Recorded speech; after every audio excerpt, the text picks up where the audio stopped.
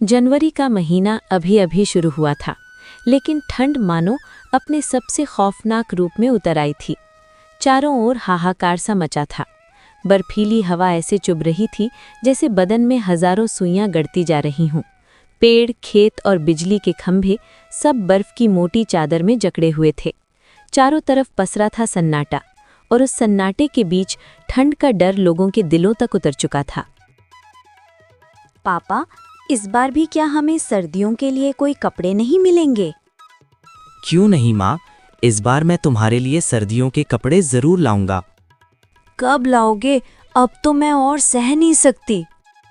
परेशान मत हो माँ, इस बार मैं किसी भी तरह से सर्दियों के कपड़े लेकर आऊंगा।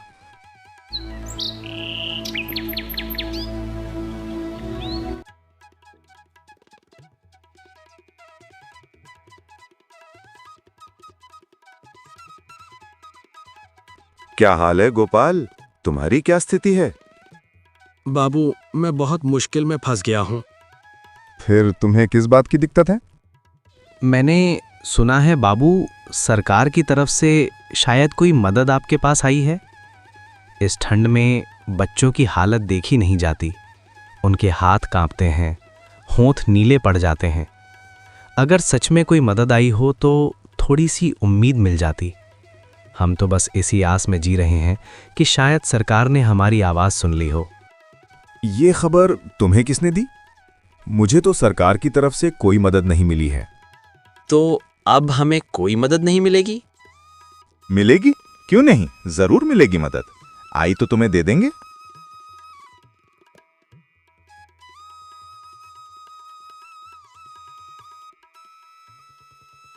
तो बताओ गोपाल दादा, कहाँ गए थे? कनाई बाबू के पास मदद मांगने गए थे। उसने कहा अभी तक सरकार से कोई मदद नहीं आई। क्या कहा? मुझे तो मदद मिल गई है। देखो ना, मेरे ऊपर जो गर्म कपड़े हैं वो सब सरकार की तरफ से आए हैं। तो फिर कनाई बाबू ने हमें क्यों नहीं दी? पता नहीं क्यों नहीं दी। नवीन और गोपाल दोनों अपने अपने रास्ते चले गए।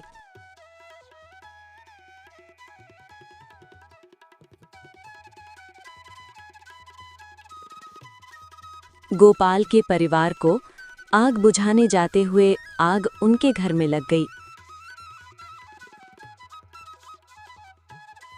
इतने ध्यान से सब कुछ देख रहा था, सोचा था सब संभल जाएगा, लेकिन मेरी आंखों के सामने ही घर में आग लग गई। जिस घर को मैंने अपने सपनों से सजाया था, आज वही घर जल रहा है। समझ नहीं आ रहा ये कैसे हुआ। एक पल में सब कुछ राख बनता जा रहा है। हे भगवान, इतनी बड़ी सजा क्यों दे दी? अब हम कहाँ जाएंगे? अब हमारे पास बचा ही क्या है? ओह बाबा, अब हमारा क्या होगा? हमारे पास था ही क्या इस दुनिया में? एक ही तो टूटी फूटी सी झोंपड़ी थी जिसमें सिर छुपाकर जीने का सहारा था। वो भी आज आग में जलकर राख हो गई। हम कहाँ जाएंगे अब? हे ऊपर वाले, ये तूने क्या किया? हमारे जैसे गरीबों के साथ तुम हमेशा ऐसा करते हो। कनाई बाबू लोग लेकर गोपाल के घर देखने आते हैं। गोपाल रोता है। अगर तुम मेरी मदद करते तो आज मेरी ये हालत नहीं होती। ओए, तू चिंता मत कर, सरकार से मदद आएगी। तो मैं तेरे घर और कपड़ों के लिए मदद दूंगा। जब तुम्हारे पास खुद मदद करने का मौका था, तब तुमने मदद नहीं की।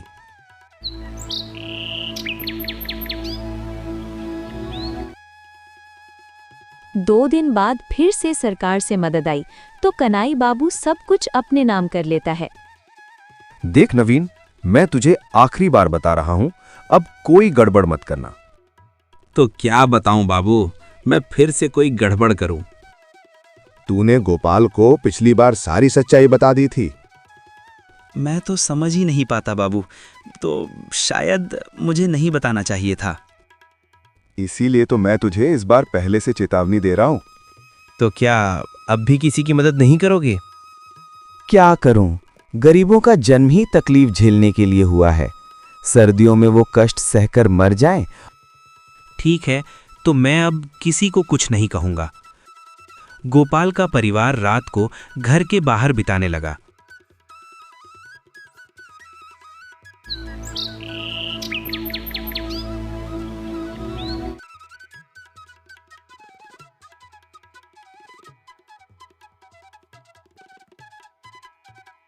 मेरी बेटी का दर्द अब मुझसे देखा नहीं जाता। एक बाप होकर उसकी चीखें, उसकी बेबसी हर रोज मेरी रूह को तोड़ देती हैं। मैं कुछ भी नहीं मांग रहा, बस इतना चाहता हूं कि कम से कम उसके लिए तो कोई सहारा मिले। अगर सरकार सच में गरीबों की सुनती है तो मेरी बेटी के लिए कुछ तो दो। इलाज नहीं तो कम से कम उम्मीद ही दे दो, ताकि एक बाप ये ना महसूस करे कि वो अपनी बेटी को बचा भी नहीं सका। गोपाल ये सब कहकर भारी मन से अपने घर की ओर लौट आया। मुझे भी अच्छा नहीं लगता। बताओ, इस ठंडी रात में एक लड़की को ऐसे बाहर रखना कभी अच्छा नहीं लगता। तुम कुछ करो, वरना लड़की को बचाया नहीं जा सकेगा। गरीब होकर पैदा हुआ हूँ, इसलिए इतना दर्द सहना पड़ता है। अमीरों को इतना दर्द नहीं होता। अमीर तो आराम से दिन बिताते हैं। जितना दर्द है सब हमारा है। चिंता मत करो, मैं फिर कल कान्हाई बाबू के पास जाऊंगा।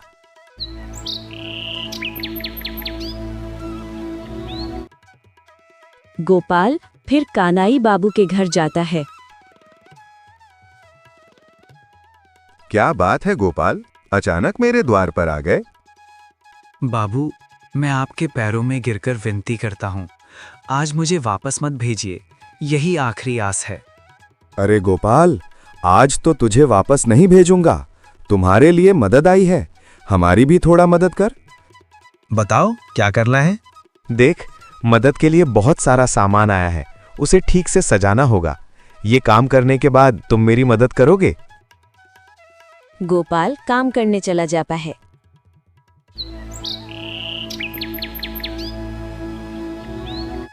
मदद के सामान में से कुछ कपड़े गुम हो गए हैं। ये काम गोपाल के बिना और कौन कर सकता है? विश्वास करो बाबू, मैंने चोरी नहीं की। मैं चोरी क्यों करूंगा? गरीब लोगों के सर्दी के कपड़े नहीं हैं, मैं उनके कपड़े कैसे चुरा सकता हूं? तो हम गरीब जरूर हो सकते हैं, लेकिन हम चोर नहीं हैं। तो बताओ, इतने सारे कपड़े कहाँ गए? मुझे नहीं पता बाबू, सच मानो मैं कुछ नहीं जानता। जितना भी इस गरीब की मदद करने जाते हैं, वे उतना ही बेईमानी करते हैं। दया करो बाबू, अगर आज मदद नहीं मिली तो बीवी और 2 बच्चे मर ही जाएंगे। मर जाना ही ठीक है। तुम्हारे जैसे गरीबों को सर्दी के दिन जिंदा रहना ही नहीं चाहिए।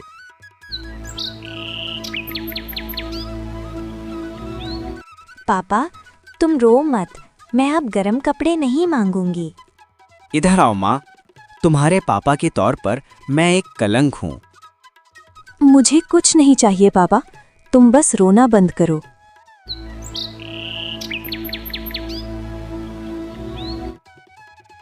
अगले दिन शहर से सरकार की तरफ से एक कर्मचारी गांव का निरीक्षण करने आता है।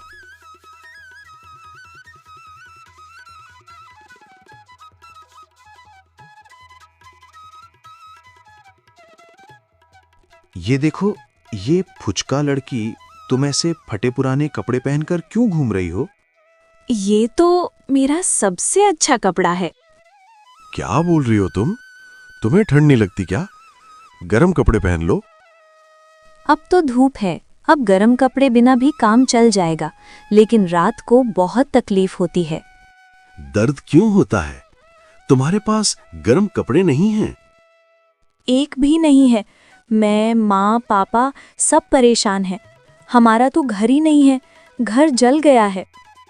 तो फिर कोई तुम्हारी मदद नहीं करता? कोई मदद नहीं करता। वहाँ कानाई बाबू हैं, उनके पास मदद मांगने गए तो उन्होंने पापा को चोर कहकर भगा दिया। ठीक है, तुम वापस घर जाओ। अरे साहब, आप तो आइए आइए। अच्छा, किया तो गांव कैसा लगा? वो जो एक लड़की है, छोटी सी लड़की, उनका घर जल गया है, लेकिन आपने मदद नहीं की। उन्होंने आपके पास न्याय मांगा है। उसका बाप तो एक चोर है, उसने यहाँ से गर्म कपड़े चुरा लिए।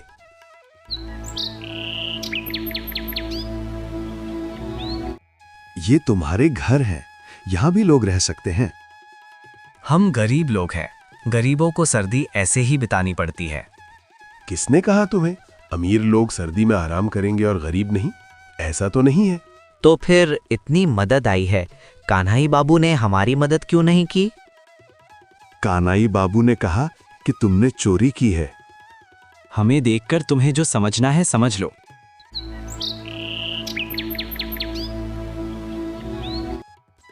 देखो कान्हाई बाबू, मैं आपको अब इस गांव के मुखिया पद पर नहीं रख सकता। मैंने क्या किया साहब? मैं सरकारी आदमी हूँ, मेरे ऊपर कोई बात करेगा, समझे? सुनो, आप किससे क्या सुनकर मुझसे नाराज हो गए? नाराज होने के कई कारण होते हैं। इतनी सारी मदद आई थी, वो कहाँ गई? गांव के सबको दे दी गई। गांव में किसी को भी मदद नहीं मिली। ये सारी रकम आप चुकाओगे और आज से तुम्हारा काम खत्म।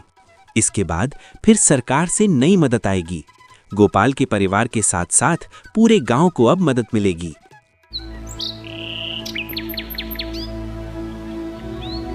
आप इंसान नहीं, आप क्या हैं? भगवान हैं। रुकिए रुकिए, मैं इंसान हूँ, आप लोगों की तरह ही एक आम इंसान। बहुत सारे आंसू, बहुत सा दर्द सहने के बाद आज पूरे गांव में फिर से लौट आई है खुशहाली और शांति। अंधेरा हार गया है, मानवता की जीत हुई है।